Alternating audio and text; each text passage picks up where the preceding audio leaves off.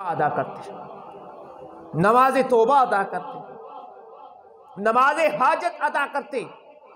جب کبھی ایسی گھڑی ہو جاتی، میرے مصطفیٰ جان رحمت سر سجدے میں رکھ کر خدا کی بڑائی بیان کرتے ہیں، کیونکہ میرے آقا امام الانبیاء نے فرمایا اقرب ما یکون العبد من ربی او کما قال النبی صلی اللہ علیہ وسلم، فرمایا کہ سب سے زیادہ جو چیز اللہ کو پسند ہے وہ سجدہ ہے۔ جو سب سے اللہ کو پسند چیز ہے وہ سجدہ ہے۔ جب تمہیں کوئی آفت آ گھیرے، کوئی مصیبت کے اندر تم جھگڑے جاؤ، اگر کسی مصیبت میں پھنس جاؤ، تم اللہ کی بارگاہ میں سجدہ کرو گے، اللہ تمام مصیبتوں کو دور فرما دے گا۔ آج بدقسمتی ہے، ہمیں کوئی مصیبت آن پڑتی ہے، توجہ کریے، ڈبری ختم کریے، توجہ۔ آج ہم پہ اگر کوئی مصیبت آن پڑتی ہے تو ہم کیا کرتے ہیں؟ ہم سب سے پہلے اپنے محلے کے ڈاکٹر کے پاس جاتے ہیں، وہاں سے ہمیں کوئی شفا یابی نہیں ملتی، خدا شفا دینے والا ہے، لیکن پھر ہم سول اسپتال کا رخ کرتے ہیں، وہی کوئی حاصل نہیں ہوتا، پھر گجرانوالہ سے، لاہور سے، اسلام آباد سے اور ملک پاکستان کے طول و عرض سے گزرنے کے بعد بیرون ممالک میں چلے جاتے ہیں اپنے علاج و معالجہ کے لیے، اپنی مصیبتوں، اپنی بیماریوں کو دور کرنے کے لیے۔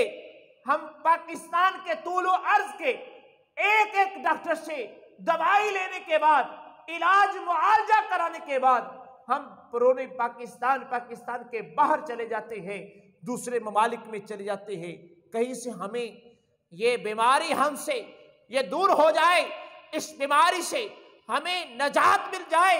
قرآن کہتا ہے یا ایھا الذین آمنوا استعینوا بالصبر والصلاۃ، اگر تم نے کوئی مدد چاہنی ہے تو صبر سے چاہو، اور مدد اگر تم نے چاہنی ہے تو نماز سے چاہنا۔ نماز ادا کرو، سجدہ کرو۔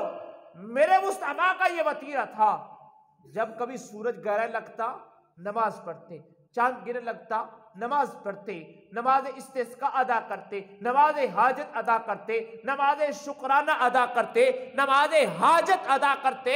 حضور نبی کریم کا یہ تو وطیرہ تھا کہ جب وضو کرتے تو تحیۃ الوضو کے، وہ تحیۃ المسجد کے، جب مسجد میں آتے تو مسجد کے وضو کرتے، جب وضو کرتے تو وضو کے 2 نفل ادا کیا کرتے تھے۔ میرے مصطفیٰ نے تو زندگی بھر اس کو اپنا وطیرہ بنا لیا تھا کہ آپ ہم تن اللہ کی بارگاہ میں سر سجدے میں رکھ کر سبحان ربی الاعلیٰ پڑھا کرتے تھے۔ اور انسان کو مقام تب ملتا ہے، انسان کو مرتبہ تب ملتا ہے جب وہ اللہ کی بارگاہ میں کثرت سے سجدے کرتا ہے۔ تو آئیے ہم اپنا یہ ماحول پیدا کریں، آئیے ہم یہ اپنا ایک ماحول پیدا کریں، یہ ایک گلشن کی آبیاری کو بنائیں کہ ہم نے زندگی کا یہ تہیہ کر لے کہ آخری سانس تک ہم نے اپنی اس پیشانی کو خدا کی بارگاہ میں جھکانا ہے۔ تو یہ تہیہ کریں، اپنی پریشانیوں سے نجات چاہتے ہیں، اپنی مصیبتوں سے نجات چاہتے ہیں۔ میں آپ کو بہت طویل وظیفے نہیں بتاتا، میں قرآن کا وظیفہ یہ بتاتا ہوں۔ اپنی بیماریوں سے نجات چاہتے ہو، اپنی مشکلات سے نجات چاہتے ہو، ان دنیا کے جنجال سے آپ نکلنا چاہتے ہو، آپ ایک حسین زندگی کا سفر طے کرنا چاہتے ہو، اگر تم خوشحالی کی زندگی کا سفر طے کرنا چاہتے ہو، اگر تم اس زندگی کے اندر خوشحالیاں چاہتے ہو، اس دنیا کے اندر سکون چاہتے ہو، اس دنیا کے اندر اطمینانیت چاہتے ہو، اس دنیا کے اندر راحت چاہتے ہو، تو میرے مصطفیٰ نے فرمایا کہ تم سجدے میں سر رکھ لو۔ قرآن کہتا ہے استعینوا بالصبر والصلاۃ، تو صبر کر لے، نماز ادا کر لے، نماز حاجت ادا کر، نماز استسقاء ادا کر، نماز شکرانہ ادا کر، وضو کے نفل ادا کر، تحیت المسجد کے نفل ادا کر، سر سجدے میں رکھ، ہر لمحہ، ہر گھڑی، ہر سعادت تو سجدے میں سر رکھ لے، اللہ تیری تمام مشکلات کو دور فرما دے گا۔ یہ تو خدا نے ہمیں یار کمال کا یہ وظیفہ بتا دیا ہے، یہ تو کمال کی بات رب نے ہمیں بتا دی ہے۔ مصطفیٰ نے ہمیں تو ہماری آسانیوں کو، ہماری مشکلات کو دور کر دیا ہے۔ جب تمہیں بخار ہو سجدے میں سر رکھو، سر میں درد ہو سجدے میں سر رکھو، پیٹ میں درد ہو سجدے میں سر رکھو، تمہارے جسم میں درد ہو تو سجدے میں سر رکھو، تیرے بازو ٹوٹ جائیں سجدے میں سر رکھ، تیرے پاؤں ٹوٹیں سجدے میں سر رکھ، پھر دیکھ خدا کی رحمت کا اندازہ دیکھنا، تو سجدے میں سر رکھے گا، ٹوٹی ہوئی بازو بھی تیرا زمانے میں دیکھا گا جڑا جائے گا، زمانہ دیکھے گا ٹوٹا ہوا بازو بھی جڑ جائے گا، ٹوٹی ہوئی ٹانگ بھی ٹوٹ جائے گی، لیکن تو نے سجدے کو چھوڑنا نہیں۔ وہ حسین نے ہمیں یہ سبق دیا ہے تو دنیا نے شاید سمجھا کہ آپ کا سر تن سے جدا ہوا، نہیں، نیزے پہ قرآن سنا کے حسین نے بتا دیا اگر سجدے میں سر رکھو گے تو کاٹا ہوا سر بھی کاٹا نہیں جائے گا، بلکہ وہ کاٹا ہوا سر بھی زبان سے حرکت قرآن جاری رہے گا۔ شاید ہم نے سمجھ لیا جب بازو ٹوٹ جائے ہم بیکار ہو گئے، نہیں، اگر ٹوٹا ہوا بازو جوڑنا چاہتا ہے، جڑوانا چاہتا ہے، ٹوٹی ہوئی ٹانگ جڑوانا چاہتا ہے تو ایک ہی وہ رب ہے، یکتا خدا ہے، وحدہ لا شریک ہے، اس کی بارگاہ میں سجدہ ریزی کر لے، تیرا ٹوٹا ہوا بازو بھی جڑ جائے گا۔ تو عزیزان گرامی بات یہ کر رہا تھا، ہم بیرون پاکستان بھی چلے جاتے، بیرون ممالک بھی چلے جاتے ہیں، ہم علاج معالجہ کے لیے شفا نہیں ملتی، تو اگر تم شفا چاہتے ہو، اگر تم شفا چاہتے ہو، اگر تم راحت چاہتے ہو تو پھر خدا کی بارگاہ میں سجدہ کیا کرو۔ عزیزان گرامی توجہ کریے، آج ہم شاید نہ سمجھ ہیں اور ہم غفلت کی نیند سو رہے ہیں۔ میرے عزیزو، میرے محسنو، بات یاد رکھیے، سیدنا حضرت ابو ہریرہ رضی اللہ تعالیٰ عنہ حدیث کے راوی، آپ فرماتے ہیں اللہ جب کسی کے ساتھ بلائی کا ارادہ کرتا ہے، کس کا ارادہ؟ بلائی کا ارادہ کرتا ہے، اللہ اس کو تکلیف میں مبتلا کر دیتا ہے، اللہ اسے تکلیفوں میں مبتلا کر دیتا ہے جب خدا کسی کے ساتھ بلائی کا ارادہ کرتا ہے۔ آج کوئی تھوڑی سی مصیبت آ گئی، آج گھر میں پریشانی آ گئی، ہم واویلا شروع کر دیتے ہیں، رونا شروع کر دیتے ہیں۔ آئیے سیدنا حضرت ابو سعید خدری رضی اللہ تعالیٰ حدیث کے راوی فرماتے ہیں کہ جب انسان تکلیف میں مبتلا ہوتا ہے، پریشانیوں میں مبتلا ہوتا ہے، جب اس کے جسم میں کانٹا چبھتا ہے تو اللہ اس کے سبب سے اس کے گناہوں کو معاف فرما دیتا ہے، اس کے گناہ ختم ہو جاتے ہیں۔ صحابی رسول فرماتے ہیں کہ نبی کریم صلی اللہ علیہ وسلم نے فرمایا جب کوئی انسان بخار میں مبتلا ہوتا ہے، بخار کی یا حاضر قیاس جسم میں کسی درد میں مبتلا ہوتا ہے تو اس کا حال یہ ہوتا ہے کہ جیسے جیسے بیماری بڑھ رہی ہوتی ہے اس کے کیے ہوئے جو گناہ ہیں وہ ختم ہو رہے ہوتے ہیں۔ اب اس سے بڑھ کے یار کیا انعام چاہیے؟ جب خدا کسی سے بلائی کا ارادہ کرتا ہے، اسے پریشانیوں میں مبتلا کرتا ہے، اے انسان مسلمان تو سوچ، آج تم میں سے ہر شخص بیماری میں مبتلا ہے، ہر دوسرا شخص پریشانیوں میں مبتلا ہے، او بھائی تو پریشان مت ہو۔ امام غزالی سے پوچھتے ہیں، امام غزالی احیاء العلوم میں لکھتے ہیں کہ ایک وہ شخص، وہ نیک اللہ کا بندہ، جب اس کے جسم میں کانٹا چبھتا ہے وہ خوش ہوتا ہے، وہ مسکراتا ہے۔ کسی نے پوچھا بابا جی تم ہنستے کیوں ہو، تمہیں رونا چاہیے، تمہیں جسم میں تکلیف ہوئی ہے، کہتے ہیں کہ اسی تکلیف کے سبب اللہ نے میرے گناہوں کو معاف فرما دیا ہے، اور بھائی اس کے سبب سے میرے گناہوں کی معافی ہو رہی ہو، بتائیے مجھے رونا چاہیے یا ہنسنا چاہیے؟ عزیزان گرامی توجہ کریے، توجہ کریے، اللہ اکبر۔ حضرت مطرف رضی اللہ تعالیٰ عنہ، آپ کا جوان بیٹا فوت ہو گیا، آپ کا جوان بیٹا فوت ہو گیا، اور آپ کے چہرے پہ کچھ خوشی کے آثار تھے، خوشی کے آثار تھے۔ تو کسی نے پوچھا کہ اے صحابی رسول، تم خوشی کے آثار نظر آ رہے، تمہارا جوان بیٹا فوت ہو گیا۔ کہتے ہیں کہ رب کائنات نے جب یہ قرآن کی آیت نازل فرمائی، یا ایھا الذین آمنوا استعینوا بالصبر والصلاۃ، کہ تم مدد چاہنی ہے تو صبر سے چاہو۔ رب کائنات جب کسی سے جوان بیٹا لیتا ہے، رب کہتا ہے جبریل دوڑ جا دیکھ، جس کا جوان بیٹا اسرائیل لے گیا ہے، جس کے جوان بیٹے کی روح کو اسرائیل لے گیا، جبرائیل دیکھ وہ بندہ کیا کہتا ہے۔ وہ زمین پہ جبرائیل علیہ السلام آتے ہیں، لوگ اسے ملتے ہیں، بھائی امر خدا بندی تیرا بیٹا دنیا سے چلا گیا۔ وہ کہتا ہے کہ کوئی بات نہیں، میں اسی پہ راضی ہوں، انا للہ و انا الیہ راجعون پڑھتا ہے، کہتا ہے میں اس پہ راضی ہوں۔ تو جبرائیل جا کر خدا کو بتاتے ہیں، اللہ جس سے تو نے جوان بیٹا لے لیا اور جس کی گود کو خالی کر دیا، جس کو 10 سے 20 سال کے بعد تو نے نور نظر دیا، جس کو تو نے سونا بیٹا لال دیا، آج وہ چڑھتی جوانی کو تھا، 20 سال کے بعد اسے بیٹا ملا تھا، تو اس کو تو نے بیٹے کو واپس لے لیا۔ اللہ وہ تو تجھ پہ راضی ہے، اللہ وہ تجھ پہ راضی ہے۔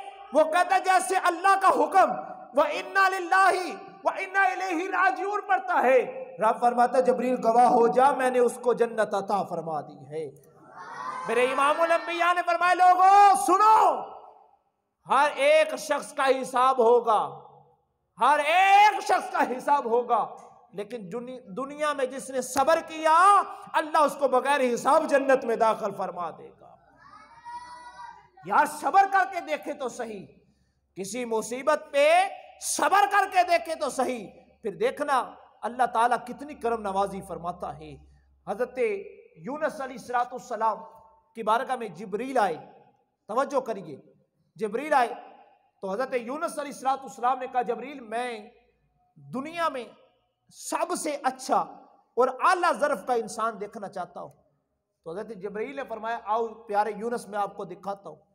تو ایک شخص کے پاس گئے تو اس کے دونوں بازو نہیں تھے، تو اسے پوچھا بھائی بتا تیرا کیا حال ہے؟ وہ کہتا میں اللہ پہ راضی ہوں۔ کہا تیرے دونوں بازو نہیں، پھر تو بھی راضی ہے؟ کہا میں اسی پہ راضی ہوں کیونکہ میرا خدا اس پہ راضی ہے، جب میرا خدا اس پہ راضی ہے تو میں بھی راضی ہوں۔ چاند ہی لمحے گزرے، اس کی آنکھوں کی بڑائی چلی گئی، اس کی آنکھوں کی روشنی چلی گئی۔ تو کہا بھائی اب تو اللہ پہ راضی ہے، اس مالک نے تو تیری آنکھوں کی روشنی لے لی۔ وہ کہتے اللہ میں تجھ پہ راضی ہوں کیونکہ تو اسی پہ راضی ہے نا، تو اس پہ راضی ہے تو میں اللہ اس سے راضی ہوں۔ چند ہی لمحوں کے بعد اس کے بازو کے ٹکڑے ہو گئے۔ وہ کہنے لگے حضرت یونس علیہ السلام اے بندہ خدا اب بھی تو اللہ کے راضی ہے؟ کہا ہاں، جو اللہ اس پہ راضی ہے وہ میرے جسم کے ساتھ میری ٹانگوں کو نہیں چاہتا، تو میں بھی اللہ کی رضا پہ راضی ہوں۔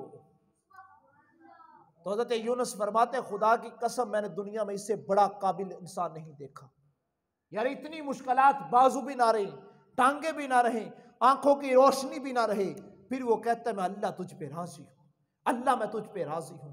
عزیزان گرامی، ہم چند لمحوں میں ہم واویلا شروع کر دیتے ہیں، ہم چند لمحوں میں غریبی آ جائے تو ہم شکوے شکایت شروع کر دیتے ہیں۔ توجہ طلبات ہیں، میں آپ کو وہ احادیث مبارکہ سنانا چاہتا ہوں۔ میرے آقا نے فرمایا کہ جب کسی کو مصیبت آ جائے، کسی پہ مصیبت آ جائے، وہ کسی سے شیئر نہ کرے، وہ اپنے دل کے اندر رکھے۔ اگر وہ چند دن اپنی مصیبت کو اپنے دل میں رکھتا ہے، اللہ مال کے دو جہاں اس کے صدقے اس کو ڈھیروں مال عطا فرما دے گا۔ آج ادھر تکلیف ہوتی ہے، ادھر سے ہم واویلا شروع کر دیتے ہیں، ادھر اس کو بتا یار میں بس مر گیا، میں مر گیا۔ فرمایا نہیں، جب تم پہ کوئی آن مصیبت آ جائے تو کسی سے تذکرہ نہ کیا کرو، بلکہ اس خدائے ذوالجلال کی بارگاہ میں گر گڑا کے رویا کرو۔ اگر تم نے کسی کو بتانا ہے تو خدا کی ذات کو بتا لیا کرو، جو سننے والا ہے، جو علیم بذات صدور ہے۔ اور لوگوں کو کیوں بتاتے ہو؟ وہ تو تمہیں استہزاء کرتے ہیں، وہ تو تم کا مذاق اڑاتے ہیں۔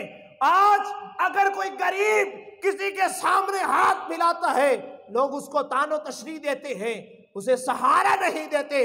اور سہارے کی ذات ایک ذات ہے، وہ اللہ کی ذات ہے۔ تو مشکلات میں گر جاؤ، تو مصیبتوں میں گر جاؤ تو کسی کو نہ بتایا کرو، اگر بتانا ہے تو خدا کی ذات کو بتا لیا کرو، خدا کو بتا لیا کرو، اللہ کی بارگاہ میں جھک جایا کرو، اس کی بارگاہ میں بتاؤ، اس رب ذوالجلال کو بتاؤ جو تمہیں ہمہ تن تمہارے دلوں کے راز کو بھی جانتا ہے، جو ہر لمحہ تمہارے ساتھ ہے، جو یکتا خدا، اس کو بتایا کرو۔ عزیزان گرامی، حضرت ابو طلحہ، ان کی وائف کا نام ام سلیم تھا، ان کے بطن سے ایک بیٹا پیدا ہوا۔ میں نے بڑی عورتوں کا تذکرہ پڑھا ہے، لیکن میں دونوں ہاتھوں سے سلام پیش کرتا ہوں ام سلیم کو۔ ان کے بطن سے ایک بیٹا پیدا ہوا اور اس کا انتقال ہو گیا۔ توجہ، جب اس کا انتقال ہوا تو ماں کیا کرتی ہے؟ بیٹے کو چارپائی پہ لٹاتی ہے اور اوپر بستر دے دیتی ہے۔ اب اس کا شوہر حضرت ابو طلحہ گھر شام کو پلٹتے ہیں، محنت مزدوری مشقت کرنے کے بعد، سارا دن محنت کرنے کے بعد جب گھر رات کو پلٹے، اللہ اکبر، توجہ کریے، ام سلیم رضی اللہ تعالی عنہا آپ نے اپنے سائیں کو، اپنے شوہر کو کھانا پیش کیا۔ کھانا انہوں نے جی بھر کے کھا لیا۔ پھر ازواجی زندگی کا جو سفر تھا، اپنی وہ مٹھاس جو تھی اس کو پورا کیا۔ تو رات اسی اسنا کے اندر گزری۔ اب توجہ طلبات ہے، ام سلیم نے بتایا نہیں ہے کہ تیرے بیٹے کا انتقال ہو گیا۔ اپنے سائیں کو کھانا بھی دیا، غسل بھی انہوں نے کر لیا، ازواجی زندگی کا سفر جو تھا وہ بھی طے کر لیا۔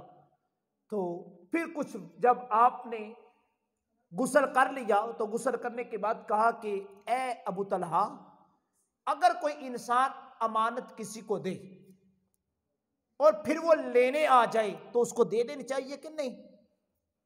ابو طلحہ فرماتے ہیں ام سلیم بالکل، جب کوئی امانت دے پھر لینے آ جائے تو اس کو دے دینی چاہیے۔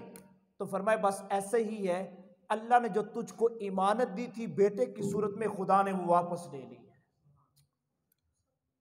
اللہ نے واپس لے لی ہے۔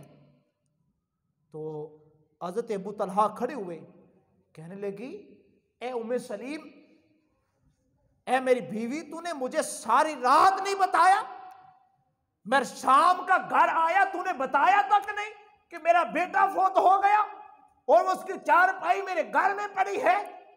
میں نے کھانا بھی کھایا، میں نے تیرے ساتھ رات بھی گزاری، پھر غسل بھی کیا، تو نے ساری رات مجھے بتایا تک نہیں ہے۔ فرمایا کہ میں نہیں چاہتی تھی کہ میرا سائیں گھر آئے اور آتے ہی اسے یہ غمی کی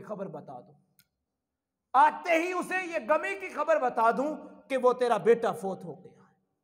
عزیزان گرامی، آج ادھر بیٹا کیا ہوتا ہے، لیکن عورتوں کا کیا حال ہوتا ہے۔ اور میں یہ دعوت فکر دینا چاہتا ہوں، اپنی ماں بہنوں بیٹیوں کو یہ سبق دو، اپنے گھر والوں کو یہ سبق دو۔ میرے آقا نے فرمایا اللہ کسی کو بغیر حساب جنت میں داخل نہیں کرے گا، صرف ایک وہ ہے جس نے اللہ کی رحمتوں پہ صبر کر لیا، پریشانیوں میں مبتلا ہو کر صبر کر لیا، جس نے صبر کو پکڑ لیا اللہ اس کو بغیر حساب جنت عطا فرما دے گا۔ آج ہم گھر میں ابھی پلٹنا شروع ہوتے ہیں، دروازے میں قدم رکھتے ہیں، تو اتنی بڑی لسٹ شروع ہو جاتی ہے کہ آج میرے سر میں درد ہے، فلاں ہیں فلاں ہیں فلاں ہے، آج گھر میں یہ نہیں ہے، آج گھر میں یہ نہیں ہے، میرے پہننے کے لیے کپڑے نہیں ہیں، پہننے کے لیے جوتا نہیں ہے، کھانے کے لیے یہ اشیاء نہیں ہے. اتنی بڑی لسٹ. بیچارہ سارا دن بندہ محنت مزدوری کر کے آتا ہے، تھکا ٹوٹا ہوتا ہے، اور رات کو اتنی بڑی لسٹ بیوی وہ سامنے رکھتی ہے، وہ آرام کی بجائے اس کو اور زیادہ اس کا بلڈ پریشر ہائی ہو جاتا ہے. آئیے ام سلیم سے سبق سیکھیے، جن کا جوان بیٹا بھی فوت ہو گیا، ساری رات اپنے شوہر کو بتایا نہیں ہے، کھانا بھی پیش کیا ہے، سفر کا رات کا سفر بھی طے کیا ہے، جو رات بھی صرف کی ہے، اور غسل بھی صبح کیا ہے، پھر بڑے احسن انداز میں بتایا ہے کہ جب کوئی امانت دے تو امانت دے دینی چاہیے. انہوں نے کہا بالکل امانت انہیں واپس دینی چاہیے. تو آپ نے فرمایا اللہ نے تجھے جو امانت بیٹے کی صورت میں دی تھی اللہ نے واپس لے لی. میرے عزیزو، یہ ہے صبر کا طریقہ، یہ ہے صبر. فرمایا یا ایھا الذین آمنوا استعینوا بالصبر والصلاۃ ان اللہ مع الصابرین. اگر تم صبر کر لو گے تو اللہ تمہارے ساتھ ہے. بتائیے جس کے ساتھ خدا کی ذات ہو اسے کہیں ڈیل ہے، اسے کہیں پریشانی ہے؟ تو بس یہی سمجھ لو کہ زندگی کا اصول یاد رکھ لو، یہ مشکلات، یہ بیماریاں، یہ مصیبتیں اللہ والوں پہ آتی ہیں، نافرمانوں پہ مصیبتیں نہیں آتی. میرے امام الانبیاء نے اپنی بیٹی فاطمہ الزہرا سے کہا فاطمہ تو میری بیٹی ہے، اس بات میں نہ آنا کہ تو محمد کی بیٹی ہے، طوفانوں سے تیز رفتار میں تجھ پہ ظلمت کے پہاڑ گریں گے، میری فاطمہ صبر کے دامن کو پکڑنا. تو حضرت فاطمہ الزہرا نے فرمایا بابا حضور امام الانبیاء چاہے اس سے بھی بڑھ کے مصیبتیں آ جائیں تمہاری بیٹی کبھی اپنے سر کا بال ننگا نہیں کریں گی. تو فاطمہ نے پھر یہ اپنی سیرت میں بتایا ہے کہ جنازہ بھی اٹھا تھا تو فاطمہ کے جنازے کو بھی کسی نے دیکھا نہیں تھا. فاطمہ تو زہرا کا جنازہ تب اٹھا تو اس انداز میں اٹھایا گیا، آپ کے جسم کو تب بھی کسی نے نہیں دیکھا تھا، اور فاطمہ کی روح کو بھی اسرائیل نے نہیں نکالا، اللہ نے خود نکالا ہے. جو پاک دامن ہو، سیدہ فاطمہ نے کہا اللہ میرے جسم کو کسی نے ہاتھ بھی نہیں لگایا، دیکھا بھی نہیں، اسرائیل میری روح قبض کرے. تو رب نے فرمایا کہ اے پیاری فاطمہ اگر تو اس پہ راضی نہیں تو اسرائیل تیری روح نہیں نکالیں گے، میں خود خدا نکالوں گا. وہ واحد عورت ہے کائنات کے اندر جس کی روح اسرائیل نے نہیں نکالی، باقی سب کی روح اسرائیل نکالتے ہیں. اگر ہم پاک دامنی اختیار کر لیں، صبر کر لیں، تو پھر اللہ مقام یہ دیتا ہے. اس لیے میں آپ کو یہ دعوت فکر دے کے جاتا ہوں، یہ سبق دے کے جاتا ہوں، گھروں میں اپنی ماؤں بہنوں بیٹیوں کو یہ سبق دے کہ خدا را صبر کا دامن پکڑیں. اگر تم آج صبر کر لو گی اللہ وحدہ لا شریک بغیر حساب جنت میں داخل فرما لے گا. آخری بات سماعت فرمائی حدیث میں مصطفیٰ میرے آقا نے فرمایا جو عورت یہ کہتی ہے جب سے اس گھر میں آئی ہوں میں نے غربت دیکھی ہے، میں نے بیماریاں دیکھی ہیں، میں نے پریشانیاں دیکھی ہیں، اللہ کی لعنت بھی اس عورت پہ ہوتی ہے، فرشتوں کی لعنت بھی اس پہ ہوتی ہے، اور کل جہاں کی لعنتیں اللہ اس پہ بے شمار کرتا ہے. آج عورتیں تو یار بات پہ تان و تشنیع کرتی ہیں. وہ بیچارہ آدمی سارا دن محنت و مزدوری کرتا ہے اور رات کو عورت آ کے اتنی بڑی لسٹ دے دیتی اور کہتا جب سے اس گھر میں آئی ہوں میں نے سکون نہیں دیکھا.